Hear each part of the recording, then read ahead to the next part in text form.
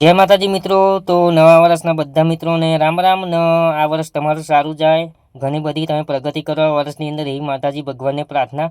તો ઉઠીને હું નહીં ધોઈને ફ્રેશ થઈ ગયો હતો ને જોયું ત્યારે તો બાઇકનું મુહૂર્ત થઈ ગયું હતું, ખાલી આપણે પિકઅપ ડાળું એટલું જ બાકી હતું.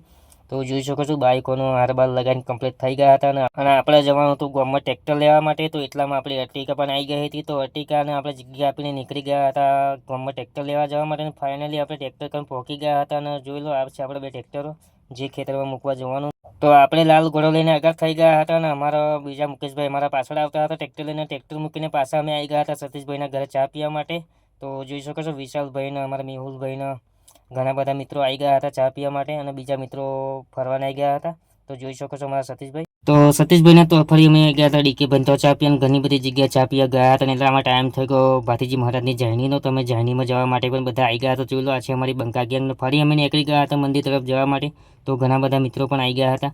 ભાઈ ત્યાંથી અમે આવી ગયા હતા ભાતીજી મહારાજના મંદિરે અને રીતિ રિવાજ મુજબ બધું કાર્યક્રમ પૂરો થયો હતો અને ફરી અમે આવી ગયા હતા પાછા અમારા ઘરે. કારણ કે સાઉન્ડ ઉતારતો ફરી અમારા બળદભાઈએ લઈ લીધો હતો દાદાના આશીર્વાદ ને ફરી ખોડાભાઈ પણ પગે લાગી લીધું ને અમારા સતીશભાઈ પણ પગે લાગી ગયા.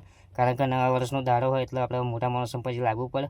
તો ફરી અમારા ભરતભાઈએ ટ્રેક્ટર બેગ લગાવી દીધું હતું અને ફરી સાઉન્ડ અમારું આવી ગયું હતું. તો સાઉન્ડ ખાલી કરીને હું આવી ગયો હતો ઘરે અને ફરી મળીને નવા વિડીયોની અંદર આજે હોજી જવાનું સિંહુજ ગામે મળ્યું જોવા. તો વિડીયો જોવાનું ભૂલતા નહીં. જેમાં